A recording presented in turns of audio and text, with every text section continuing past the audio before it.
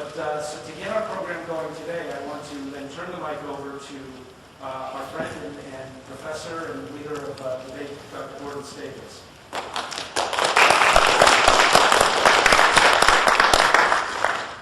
Thanks everyone for making the time this afternoon. I know that in the middle of this semester it can be difficult to pull time away, but we appreciate the work that the Center for Communication, Leadership, and Policy does in putting these events on. We appreciate that all of you making the time away for the conversation. And I appreciate that Jeff drove the reference to the road to the White House. It may seem a little indirect talking about the Mideast and North Africa.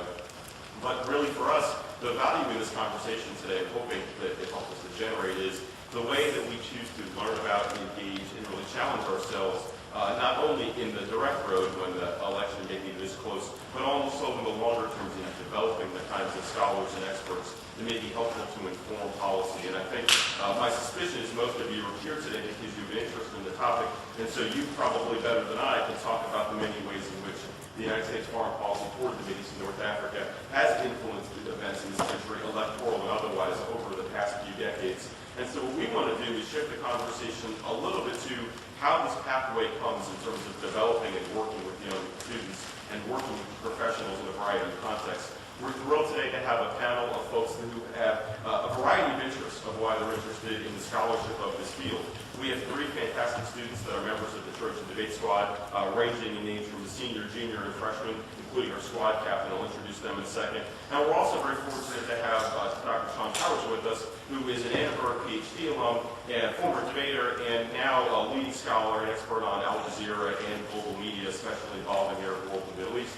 And so we think you'll enjoy their comments, and I'm not going to spend too much time on it. But what I wanted to introduce is the connection and kind of what ties the topic together. You have a very difficult to read grid on the board ahead and behind you, which I acknowledge. And I would argue that for all of you that are department chairs, directors of programs, or other folks who have to run meetings, you realize it's a very difficult challenge to kind of corral everyone's interest in discussion.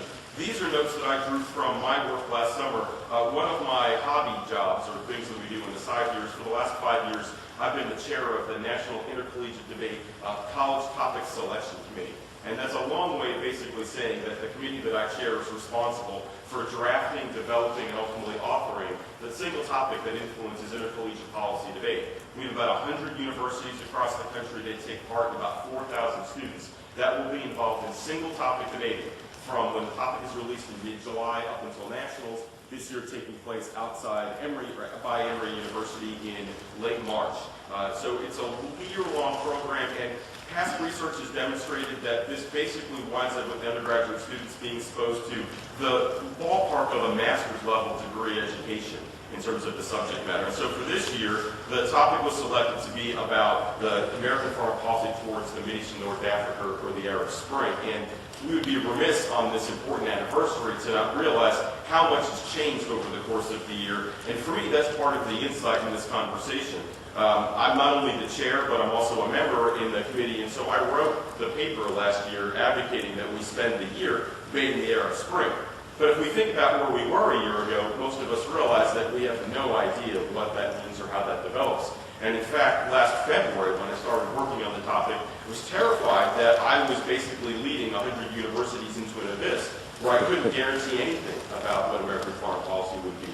Couldn't guarantee any of the development. So what the tools that we put up here today is thinking about, when we're analyzing this as a way to understand, one of the difficulties and challenges is, well, what do we come to understand or associate with American foreign policy in this important region of the world? And what you can probably see in the chart is that there have been long periods in the last decade where some of the difficulty came to be associated with very specific provinces. And so in particular, there's an active discussion in the democracy promotion literature that really bemoans one of the consequences or the side effects of American military operations in Iraq was that effectively ended the distinction between American foreign assistance programs and the idea of democracy promotion through what these items in the bottom right indicate in terms of direct military action or the idea of military sanctions or embargoes. And so in some ways, the scholarship that's informed this year's intercollegiate topic is both about American foreign policy, but also about reclaiming the idea of the role of the State Department, the role of the U.S. Agency for International Development, the way in which the United States works with a variety of different organizations that develop a more holistic foreign policy toward the region. And the other highlight that I wanted to draw from this experience, sorry, I'm going to mess mess up the way your computer shows these. That's it. Can I help with something? Just shift over to the next return. Sorry. Sorry. The other component of the chart that we highlight, there it is, was this discussion. And I admit that I've been the director of debate here for 11 years. I've been involved in past research in the Mideast and North Africa, but I would argue I'm probably the lower 10% of all of you in the room in terms of your expertise. And so what I'm showing you right now is this one communication professor's shorthand about the way in which we tried to predict last spring what would necessarily be happening over the course of the year, with the full admission that when I even tried to contact individuals and folks in the region and policy experts, and they would laugh at the task of trying to categorize and stabilize and lock in this discussion. But what it informed is that this year's college topic relates to American foreign policy towards 7 of the countries in the region. And so one way that really informs our conversation today is how do we begin the challenge of working through some of our prior expectations? To give you a brief snippet of kind of what informs some of these decisions, from an academic or curriculum standpoint, it might be straightforward to say, does the discussion of American foreign policy towards the Mideast and North Africa, what role do you place the discussion of American foreign policy with Iran in that? Unquestionably, from a geostrategic perspective, it is one of the most essential questions from a variety of discussions. But there's also this idea of drawing all the oxygen about the room. If you launch a year-long conversation about the Mideast and North Africa, and Iran is to be a central featured conversation, how much time becomes spent, how much attention is devoted towards other countries? I wouldn't use the phrase secondary, but an important conversation that media critics have asked in the last few months has been, where does room for talking about Tahrir Square a year later come, unless there are protests, demonstrations, or a visible discussion?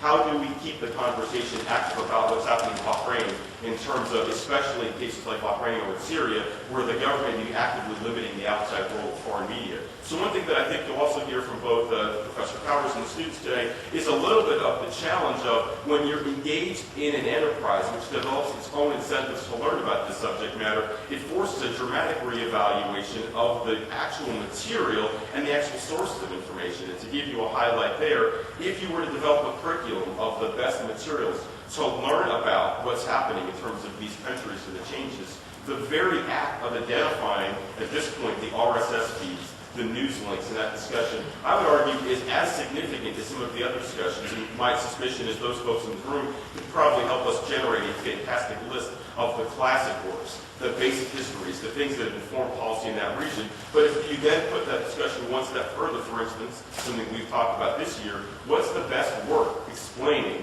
the rise of conflict between Shia and Sunni views inside Bahrain?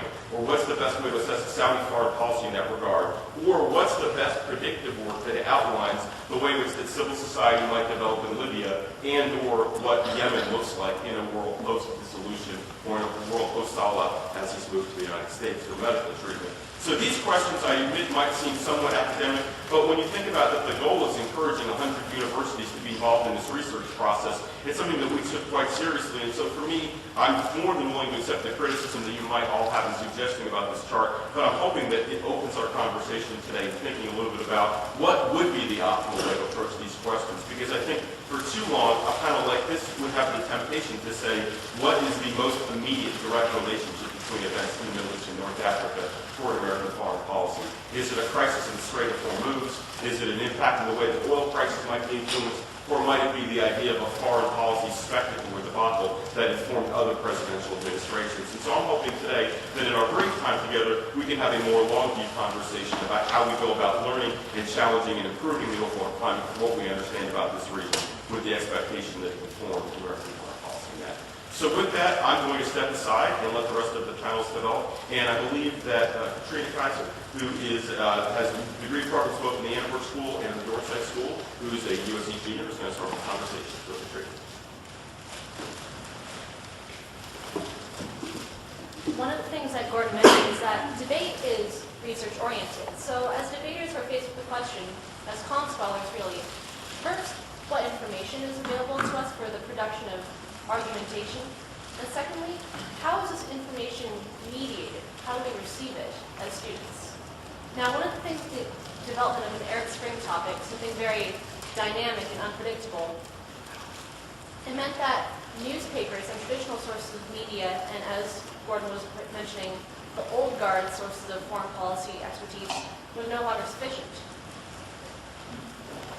So my area of research for the topic really focused on the broader effects of not just traditional broadcast media, but social media. I knew by May, by the time the topic was really solidified, that I wanted to write an argument about the role of the internet. Now, of course, this is a very trendy topic in the media. Twitter revolution and Facebook revolution characterizations were commonplace, but, as I quickly learned, incomplete. Rather, it became more important to take the long view and discuss a broader shift in how communications are exchanged, and not just focus on short-term revolutionary effects. There, in the literature, is a robust debate on both sides between those who are characterized as cyber-utopians and those who are characterized as cyber-pessimists. This is exactly what it sounds like. The cyber-utopians focus on the power of social media platforms to create participatory democracy and political accountability in a world of total transparency.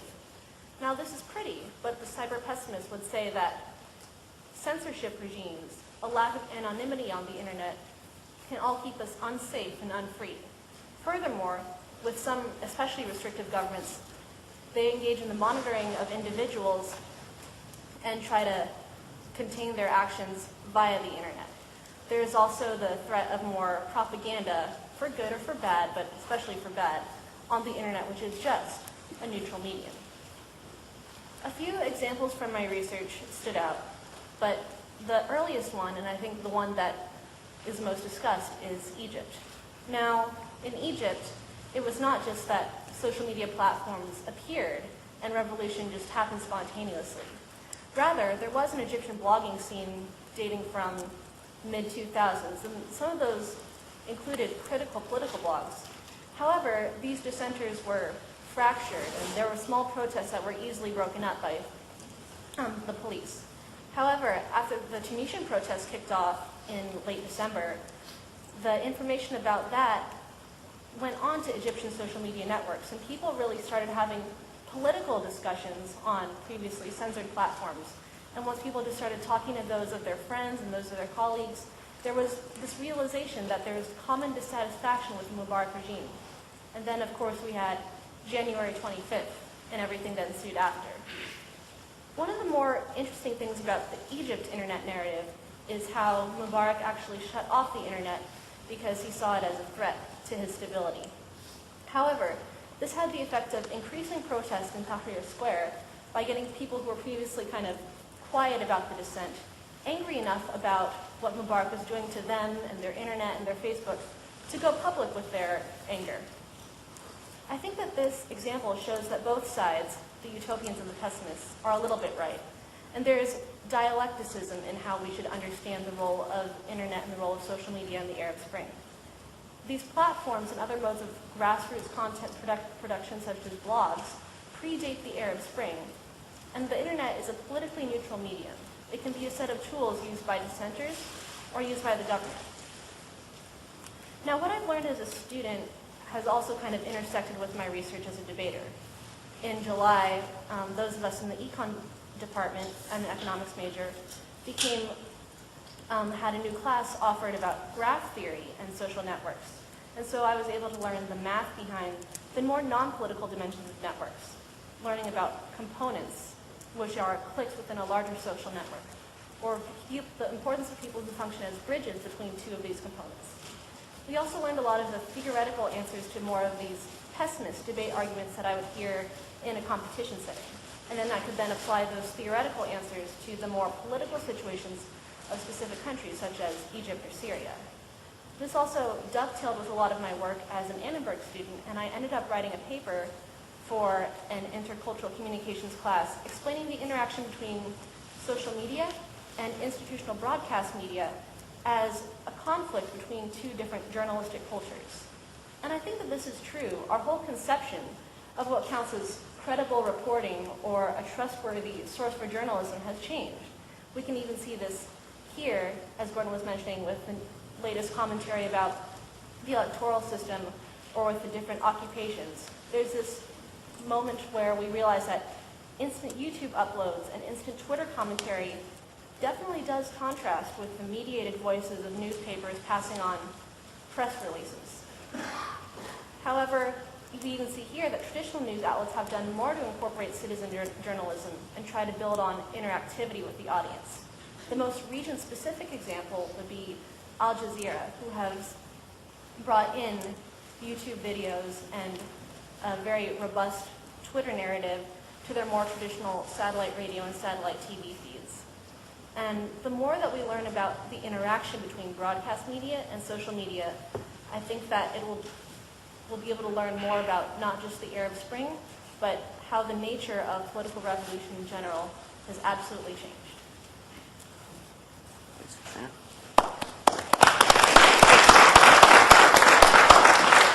Next up, Nate Wong is a senior from right around here, and Nate is a Dornsife student, and he's going to follow up with his observations.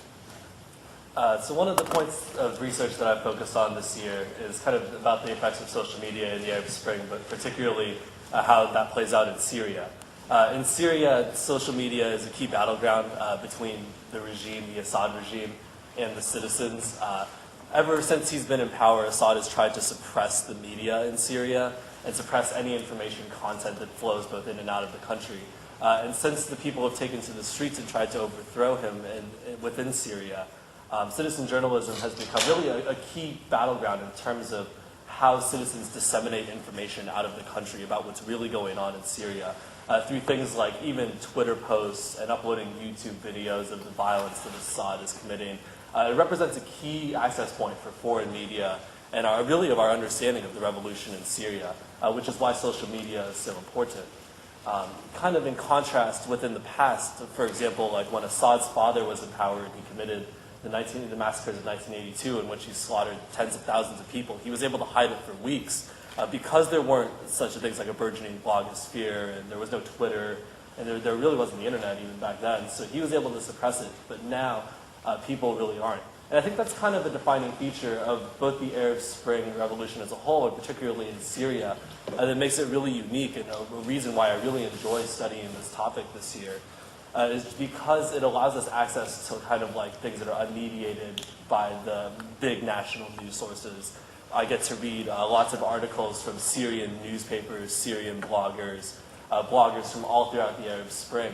And I think it's nice, it gives it a more sort of organic feel, and it makes it seem like actually, even as someone that lives in California, and we go to debate tournaments all around the US, kind of like I have a connection, I kind of know what's going on more within the country, which is particularly useful when we're debating about countries that, I've never been to Syria, I don't really know much about the country other than what I've read, so it's good that we're able to look at these news sources.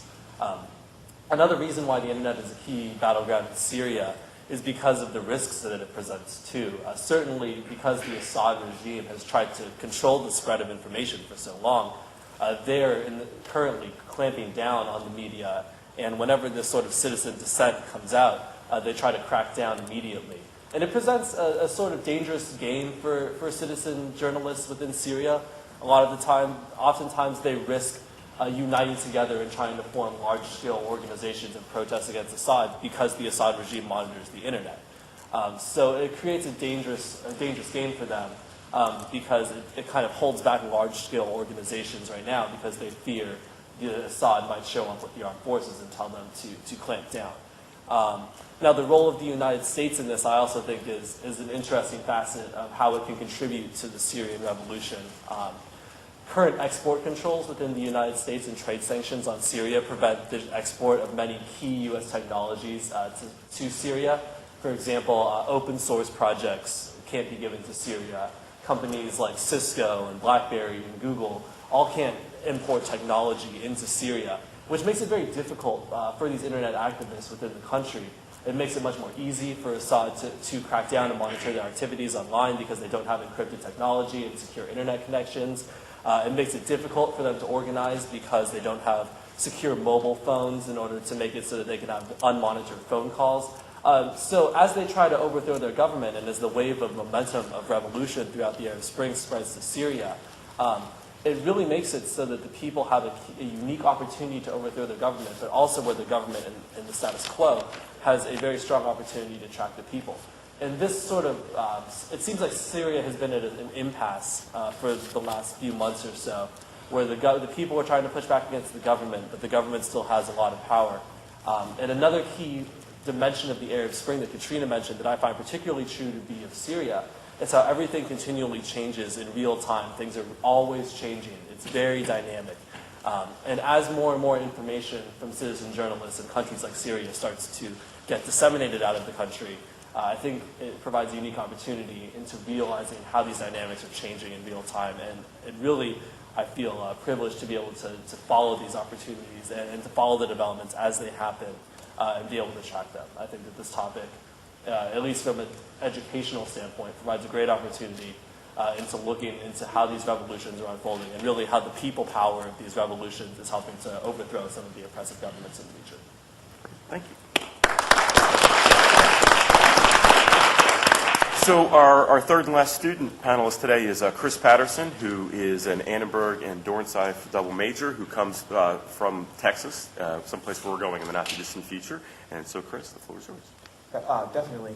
You cannot have a discussion about the Middle East without talking about Egypt and kind of the implications it has on the rest of the region, but also for U.S. policy. Egypt is a country that has led the Middle East for the past several decades. They have one of the largest militaries. They're one of the richest states. And they've received billions of dollars in aid from the United States in order to help their military. So if you were going to have a discussion about the Middle East, how it affects the U.S., Egypt is a country that you need to speak about. Most of the world was surprised last January when Mubarak fell from power. We were surprised at the way the protests spread, how they weren't suppressed. The army didn't step in because Egypt, not only is it a strong state, but also it's received billions of dollars in aid from the United States that has guaranteed that it has a strong military and strong police that have the ability to really suppress dissent and guarantee the regime survives. So when the army didn't step in to kind of crush protests last January, it surprised many analysts, it surprised people in Egypt, it really surprised the world. And it changed the way that we look at the Middle East and look at revolutions and the way that we have to deal with Egypt. One of the key things that's happening in Egypt in the status quo is that Egypt is something that most political scientists wouldn't characterize as a revolution. What happened wasn't a huge upheaval in power. Mubarak fell. He's currently on trial, but the military is still in charge of Egypt. The supreme commanders are still deciding what's going on, and they're still in charge. What we've seen is that they're more accountable to the people, and that we've seen more open elections. Groups like the Muslim Brotherhood, who've always been a strong force in Egypt, have gained a lot of seats in parliament. They're now the leading power, and it looks like the military will be more politically accountable in the past. But what we've seen isn't the type of revolution that we thought we'd see when people were protesting in Tahrir Square. The implication this has for us is that it changes the way that we deal with the Middle East and deal with Egypt. Egypt is a power that we give a lot of money to because they do good things for us. Egypt controls the Suez Canal, a place that we really need not only to guarantee oil gets around globally, keeping prices low, but also to guarantee that we have the ability to maneuver our military. We send our aircraft carriers to the Suez Canal, we move troops through it, and it's really critical to maintain our ability to project power in the Middle East and to make sure our military operates effectively. Second is that because Egypt plays such a key role leading the Middle East, they're a country that really determines the policies of others and kind of restrains others in certain situations. Most people know that in the 70s, Egypt signed the Camp David Accords with Israel, bringing peace between Israel and Egypt. And what we're seeing right now is that because the government is more politically accountable to the people, the military is less able to support the Camp David Accords and maintain its peace with Israel. And so that's kind of an interesting development that we're going to see. If the Muslim Brotherhood gains more power in Egypt, if the government loses its ability to kind of maintain control and maintain this peace, we might see more conflict between Israel and other Middle Eastern states. We might see bad things develop. So I guess when we're looking at the Middle East, it will be interesting to see how Egypt develops. Will we see it become more democratized? Will we see it take a more anti-Western stance? Will it take a stance against Israel? That's something we should all look at. Great. Thank you very much. So we're thrilled, and as I mentioned earlier, there's no better person I think that we could have brought in as our last panelist.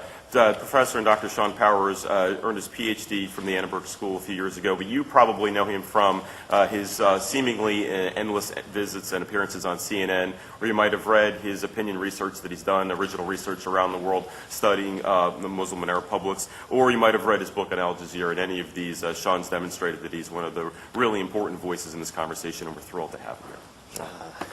Thank you. can return the favor by starting with opening fun at Gordon, if that's okay. And I'm sorry to do this, Gordon. Well, one thing Gordon forgot to mention is that I also used to coach debate at USC. And so I credit debate with all of my intellectual curiosities, good, bad, or benign. That I'm a strong advocate of. Is anyone looking up at the chart? What country is missing? Anyone see something odd about this? And we didn't plan this. I feel bad for Gordon. I'm used to being complained at. Israel is not there. Israel's not there. Cool. Kuwait's up there, I think. Kuwait's there. How about U.S. allies, somewhat stable? Jordan, Oman, Bahrain's on mine, but it's not actually up there. But Qatar, or you may know it as Qatar, is missing entirely. And a lot of my research actually focuses on this small, what used to be called a microstate, which is now becoming an emerging power in the region. Qatar, of course, is the host of the American military base that was essential to the invasion of Iraq and to the ongoing hostilities in Afghanistan. And it also finances and hosts Al Jazeera, maybe the most controversial and well-known news organization in the world today. And so, sorry, to start with that. But so I do want to start, if I can find my presentation. And I'll try to be quick so we can have some questions. But I like to start, whenever I teach, I like to start with videos. And so I want to show just a 50-second clip of Secretary of State Hillary Clinton speaking to the Congress in March of 2011 about the state of media battles or media wars, as she refers to them, after the Arab Spring. Politically advanced country in the world. So slowly but surely, we've been trying to take back the airwaves in Afghanistan against Taliban with the most primitive kind of communication equipment. Now, take that as one example where I don't think we were very competitive, and we have worked like crazy to change that. And then go to the most extreme where you've got a global, a set of global networks that Al Jazeera has been the leader in that are literally changing people's minds and attitudes. And like it or hate it, it is really effective. And in fact, viewership of Al Jazeera is going up in the United States because it's real news. You may not agree with it, but you feel like you're getting real news around the clock instead of a million commercials and, arguments between talking heads and the kind of stuff that we do on our news, which, is not particularly informative to us, let alone foreigners. So this clip was actually a pretty important moment for Al Jazeera. Prior to this conversation between Hillary and Congress, Al Jazeera was basically known as Jihad TV in Washington, D.C. I told Gordon this anecdote last night. I showed a documentary on Al Jazeera and its coverage of the war in Iraq called Control Room. Has anyone seen Control Room? I showed it to an undergraduate class when I was teaching at USC, and it's a very powerful story. But at the end of it, I asked my students for reactions. And one student, God bless her heart, she raised her hand and she said, "This is really powerful, thanks for showing it. Prior to now, I thought Al Jazeera was a camera in a cave broadcasting from Afghanistan." And it stuck with me, of course, because there are a lot of misperceptions, criticisms, right and wrong, and a lack of understanding about a very powerful news network. And sometimes it takes something like the Secretary of State telling Congress that the best news about the Arab world is coming from Al Jazeera to actually shake things up a little bit. What I want to talk about very briefly is the centrality of Al Jazeera and the government that funds it, the government of Qatar, in the Arab Spring and the ongoing kind of geopolitical controversies that have evolved outside of the past year's revolts. And we'll start with just placing Qatar on the map, which is that small little thumb that's poking out of Saudi Arabia. It only gained independence in 1971. Prior to that, it was not its own country, and really didn't start making a name for itself until 1995, when the current emir overthrew his father and took power.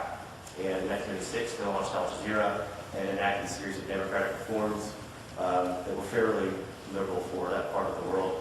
And ever since then, Qatar's been put on the map quite literally by its broadcaster Al Jazeera. Al Jazeera has tried to cover corruption in politics in the Middle East, expose government abuses, and especially governments that perhaps the government of Qatar is not very friendly with, often got the most critical coverage. And so Saudi Arabia and Egypt historically have been the targets of Al Jazeera's coverage. We'll come back to that. But one of the important things to mention about Al Jazeera, which touches on a few of the comments that the debaters mentioned today, is its strength in using social media as a means of gathering and disseminating news about the events in the Arab world. And the interesting facet about this is if you look back, one could say, wow, it looks like they really were ahead of the curve, and they adopted all these new media technologies well in advance of other Western news organizations. And that would be part of the story. That is somewhat true.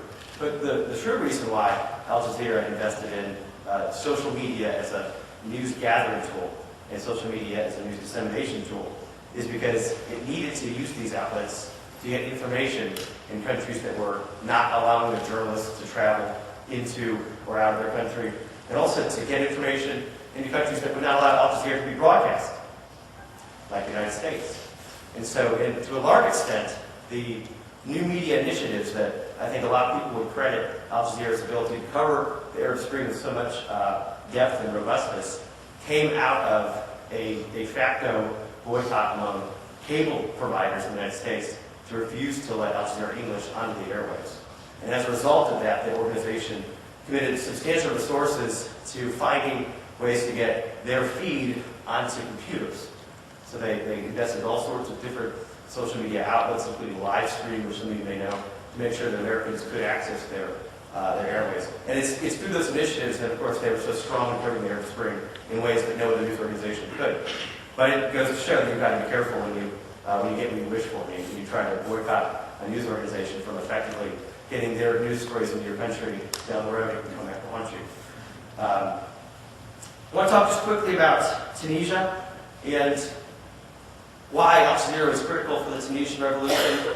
In part, it stems from a significant number of Tunisians working for the organization who had a significant number of Tunisian protesters involved in the Tunisian uprisings in early January 2011, who were sharing photos and stories and videos via Facebook. And the employees of Al Jazeera would check Facebook, as most people do at work, and say, I think there's a story brewing here. And so part of the reason why Al Jazeera was able to get this story so early on was simply because its employees had close friends involved in the protests. It's easy to say that, again, Al Jazeera was revolutionary in the media, but it's the small stuff that matters most, your Facebook friends. Egypt was actually an entirely different story, in part because of what Katrina mentioned. The internet was shut down for a decent part of the protest, or for at least a few days. And to add to that, cell phone networks were also limited or shut down at different times, which actually is much more important than the internet. Take away someone's capacity to SMS in the Arab world, and you will lose your power very quickly.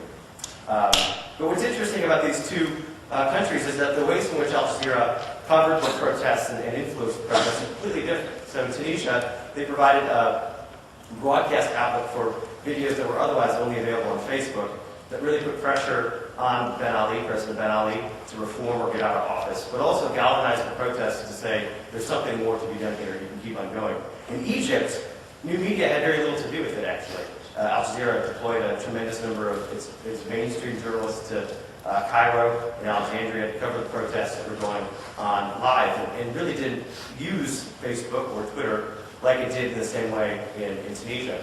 And the question, of course, is why? Why would they do that? And the answers are a bit complicated, but it goes to show that it's not always the same strategy in covering different revolutions that can cause the same type of thing. Each strategy has to be very specific. And in the case of Egypt, Al Jazeera actually really tainted its credibility in a lot of ways and is dealing with the consequences now, because a lot of folks, especially Egyptians, felt that its coverage was too one-sided in favor of the protests and against the Mubarak regime. That's kind of shocking, I think, to most Americans to hear. But if you wanted news about what was actually going on in Egypt at the time, you couldn't go to Al Jazeera, because all you would learn about was how big the protest was around Tahrir Square. And so it's another interesting lesson as news organizations transition online and utilize social media to balance how much of their coverage should be advocacy for a particular cause or balanced coverage of current events. Libya, again, a whole different story. And I just throw it in here because it's so different that one starts to wonder why Al Jazeera was covering these countries with such depth, but not Bahrain and Yemen and Oman, when there were similar protests going on. And the answer actually stems back to where I started, which is the government of Qatar has very specific interests and allies in the region, and the government of Qatar funds Al Jazeera. And as a result, Al Jazeera has a geopolitical agenda that's tied to the state. And it's a very complicated way in which it's tied. At the end of the day, the journalists that work for Al Jazeera understand that their coverage cannot upset the government that pays for their salaries and their well-being. And so it's very popular to note how important the organization is, but it's also important to note just how geopolitically driven the news coverage was. This is, I love this photo. You know what this is? Gaddafi's gun, gold-plated gun. This young man happened to get it from his dead old hand. I hope he gave it to someone to take care of it. I'm going to wrap up quick. This is obviously a map of, expand a little bit, the Muslim distribution around the world, and you begin to see just how important Al Jazeera can be because its target audience is Arabic and non-Arabic speaking Muslims, and so you're looking actually at the demographic that they're trying to influence. As they launch new broadcasters in Turkey, in the Balkans, you can actually see the little green patch that represents the Balkans in Europe, and in Eastern Africa, which is Somalia and Ethiopia. And you have to start considering just how important the organization can be when it has been so successful at mobilizing public opinion, but also so driven by geopolitical interests of the government of Qatar. To tie it back to something you care about probably is the photo on the left and the photo on the right. Anyone know what the photo on the right is? Karl Marx, excellent. Karl Marx. One thing that ties all the protests in the Middle East together, also the Occupy movement to the protests in the Middle East, is concern over the economic system that we live in. I love capitalism, don't worry. But there is something to be said about the inequalities of the current economic system, at least according to those who protested and overthrown their governments in the Middle East, and for those who have protested and continue to protest in different cities throughout the United States. One of the great stories that I read about was how there were actually email and Twitter exchanges between protesters at the Occupy movements and head protesters in Cairo, where they're exchanging tactics as to how to avoid getting beaten by police or how to ensure you are protected by the rule of law if the police are trying to restrict your protests. And so you really begin to see the globalized feel of youth protesting in the current environment, and to say that there's no connection is simply untrue. And then, of course, so I'm here to say that what happens in the Arab world, of course, has consequences here in Los Angeles, but also that sometimes those dead old philosophers that your professors make you read, like Karl Marx, may have something to contribute to current events. So don't always sigh and put your head down when the professor says, in 1867, such and such theorist said X and Y. They can be relevant to today's week. Thanks, and I look forward to your questions. And I want to say thanks to Gordon Stables for having me out here. It's great to come back and really enjoy the conversation so far, and looking forward to hearing what you all have to say.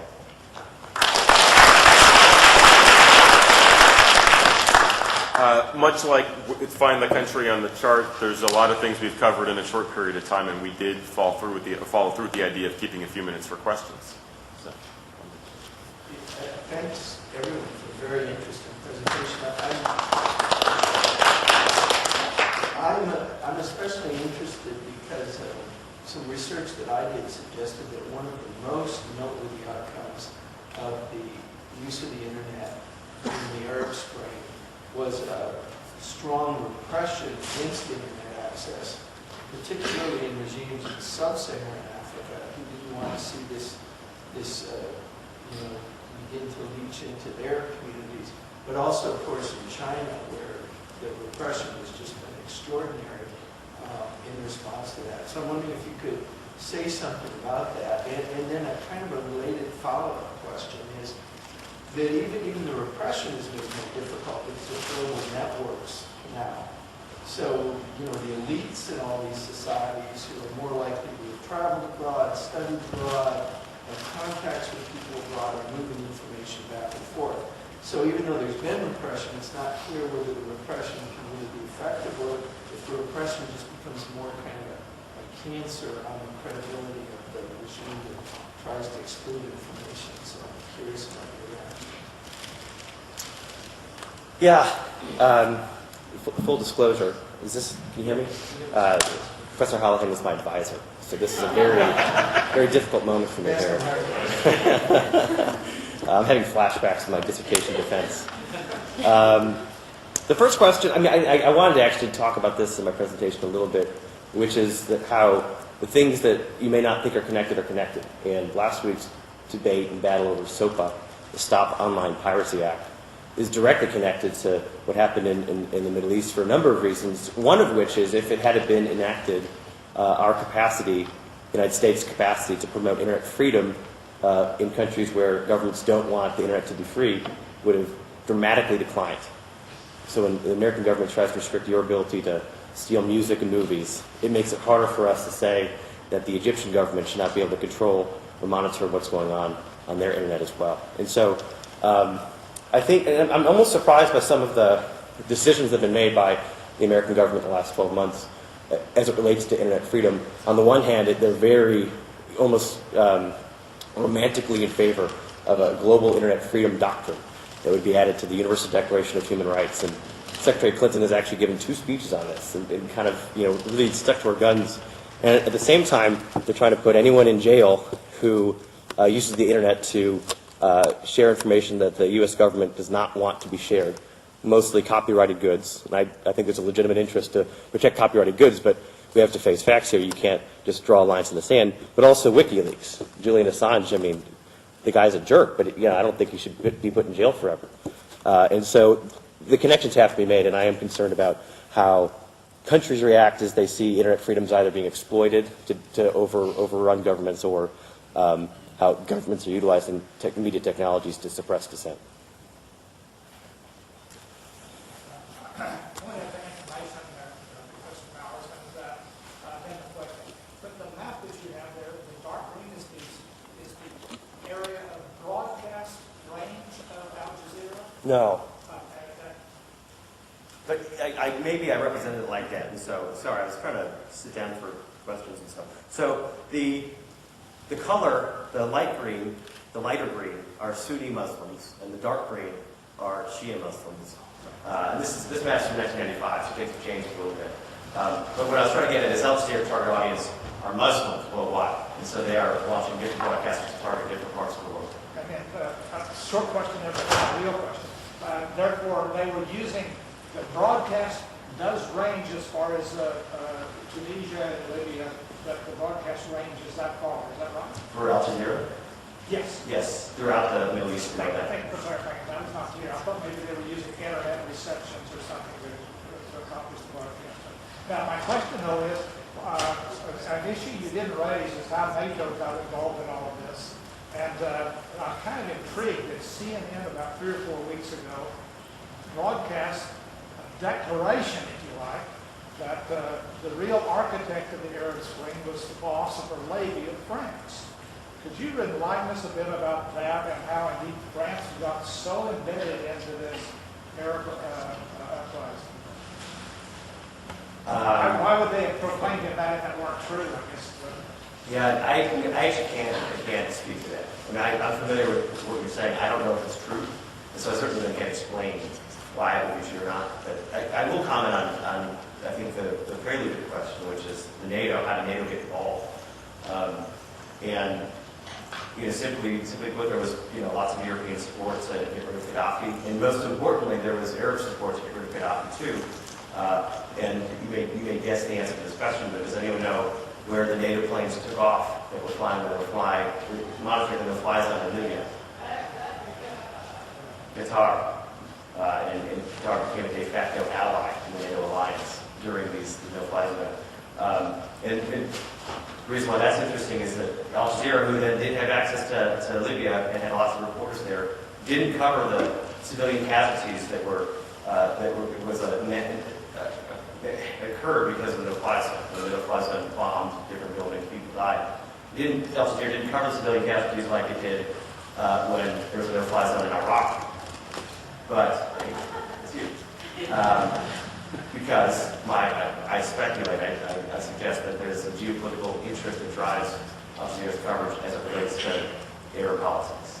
But French influence is a bit debated at this point, so I think until the historians tackle who is pulling which levers, I can't speak to it too specifically. But maybe someone else can. The one thing I would just add to that general conversation is I think one of the things we've definitely learned is the countries, and your question is great to raise the question of the geopolitical factors that are in the list of those target recipients, but the broader struggle for influence is one that we're definitely seeing. I think the example I'd give both in Libya and in Syria, you're both seeing the international community begin to jockey for position in terms of who's going to, for both cultural, economic, and political, maintain influence and be seen as significant. And the analogy I draw there is the discussion of the Russian supply of the Syrian weapons at this point is very much with an eye, I think, similar to Libya in terms of oil access. What's going to be the new regime and what's going to be the influence? And so, again, I don't think, like Shawn, that I can give a dispositive answer to your question, except to say I think you're beginning to see the seeds of what's the next geopolitical alignment, what's going to be cultural influence, and France, Britain, I mean, in the world of the Eurozone and the economic problems that are happening there, these are dramatic questions if we're suddenly talking about Libya being a very pro-Western, pro-EU. I mean, you know, the idea 30 years ago that we would talk about Romania or the Czech Republic being part of NATO, it might sound insane to say within 5 to 7 years we're talking about Libya potentially as part of an expanded NATO frontier, but these questions seem a lot less extraneous when we're talking about some of the trends. So. I'm kind of intrigued with Russia and China now seem to be forming some kind of economic alliance, and it seems to be oriented more to protection of Iran and Syria, for example.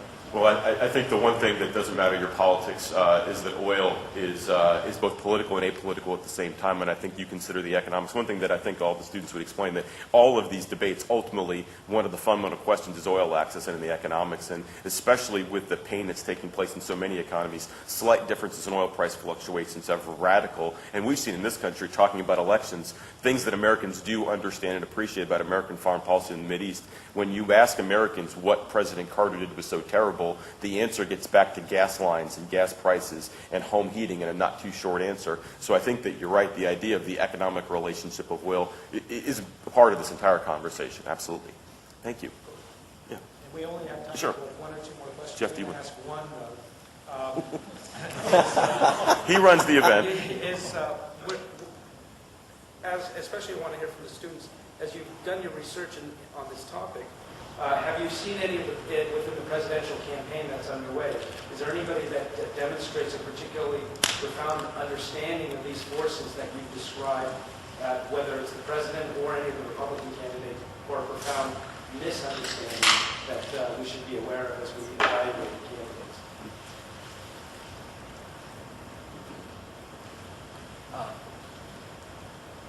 Well, yeah, definitely. I think one of the main ways in which I've seen this to be true is like with Nate Silver's commentary on the issue, and certainly making political predictions about the elections. It kind of, I wish I understood more about it in the context of this election. I kind of harken back to it in terms of how President Obama used it in the 2008 elections, and sort of uses social media and interaction with the rest of the community and the country to push his platform. It struck me as something that Dr. Powers mentioned, how Hillary Clinton, above all, has been really championing the issue of internet freedom. But it kind of seems like the rest of the Congress is not as willing to take up the cause as she is. It seems to be like a stark divide between proponents of it and at the same time pushing bills like SOPA and PIPA. Yeah.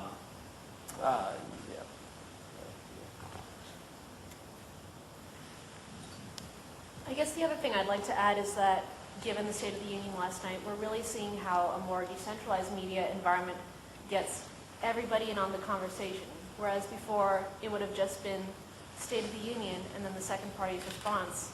I was just kind of browsing my own social network platforms last night and seeing the Black response, the Tea Party response, which was Herman Cain only streamed on the Tea Party website, the Occupier response, and everybody has something to say. And everybody knew that others had just something to say.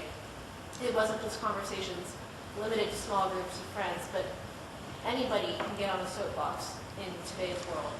Now, what that does for how we can analyze an election, I'm not a political scientist by trade, I don't know, but it will be interesting to see who can best take advantage of such a decentralized media environment in the next few months. The only thing I just had to kind of come to is that I think really the only political issue which has a potential dynamic on the election is the variance on the question about the nuance of American foreign policy toward Iran. I really think that in what our research has done over the course of the year, most of the other issues I wouldn't call apolitical, but I would argue that there's not established political constituencies between the parties that meaningfully differentiate them. To give an example, they talked earlier about the export controls to Syria. To their credit, a number of Republican senators have actually been the most pronounced advocates of rolling those export restrictions back, and that's an area where the freedom agenda and the economic export agenda might coincide, but I don't really think that's a Democrat-Republican issue. Ironically, most of that, and we were talking about this realigning politics, most of what we're talking about is too unsettled to have a core political constituency, I'd say, except for the direction of American foreign policy towards Iran at this point. Time for one more question. I saw Theo had his hand up. I was pleased to see a couple of weeks ago that Hillary Clinton quickly and firmly repudiated the charges that the U.S. was involved in the assassination of the Iranian scientist. Can you talk about how that kind of story would have played out in the Arab world, in the Arab media, and I mean, we can imagine how it would have played out, but how can the U.S. from a public diplomacy standpoint kind of counter these type of damaging narratives? Could it, for example, make better use of its social media, like its YouTube channels? I know that, for example, Israel makes a lot of use of their YouTube channels, social media diplomacy, they're calling it. So what could the U.S. do if it wanted to counter these type of damaging narratives? It's a hard question. If I had the answer, I've got a feeling I'd be employed by the U.S. State Department right now. But I think one of the challenges the U.S. government has when it deals with these situations is the best thing to do is to get more information out quickly and offer help in investigating what went wrong. And there are bureaucratic structures that make that type of move very difficult to do immediately. And unfortunately, the news cycle is immediate these days. And so that dilemma means there's little that they can do, kind of, practically speaking, other than try to, either make it seem like the assassination of a nuclear scientist is actually something that's okay, which is not as amazingly difficult as you can imagine. Iran obviously has a different relationship with the Arab world than it does with, say, it was Egypt, and there's some speculation, or a lot of resentment, especially it was revealed in the WikiLeaks cables that a lot of Arab governments are very concerned about Iranian nuclear development. And I imagine at the same time then Arabs are concerned about it too. And so it may not be the public disaster that one would assume, except for the word assassination.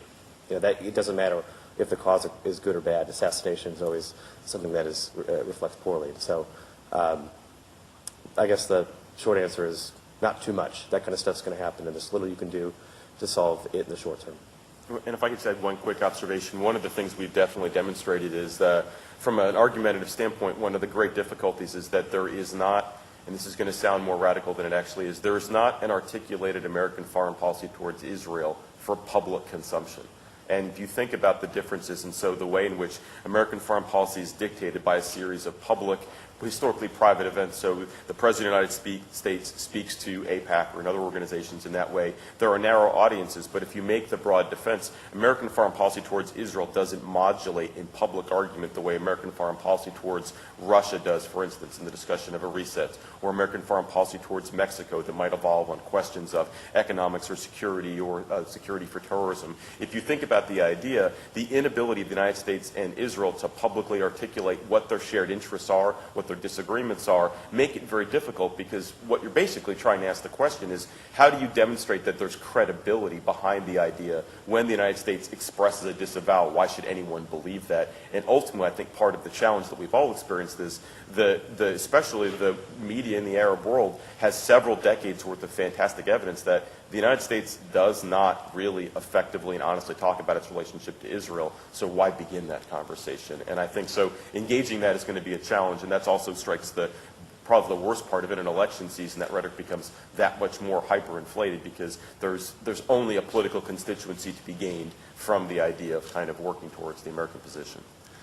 So I think if we're otherwise ready to close things up, if I could just offer one, thank you all for coming and bringing it to the event, and thanks for the Center on Communication and Leadership for their support for the program, and thanks to all of the students and Shawn for being here. And if you're interested in future programming of the Debate Squad, I do take the one opportunity to highlight, I'm actually leading this afternoon with students. For those of you that might be students of USC history, you'll know that USC's debate team is one of the oldest institutions on campus, and we were the basis of the debate against Wiley College. That was the Oprah and Denzel Washington film of the great debaters a few years ago. We leave this afternoon for a reunion event celebrating that debate taking place at Wiley College. It'll be the first time USC is competing against Wiley there. We have meetings with their president. We've been promised the key to the city for Marshall, Texas, and a fantastic event involving USC students. That event will be available online through our Facebook page as well, so if you just look for USC Trojan Debate on Facebook, you're more than welcome to take part in those programs. And thank you everyone for being here today. I was hoping that Gordon would mention that too, and you can see why we're so proud of our alumni and Shawn Powers, our faculty and our leadership in the faculty with Gordon, and our Trojan Debate Squad students. It's a great group, so I really appreciate it. I want to acknowledge our director of our Center on Communication, Leadership, and Policy, Jeff Cowan.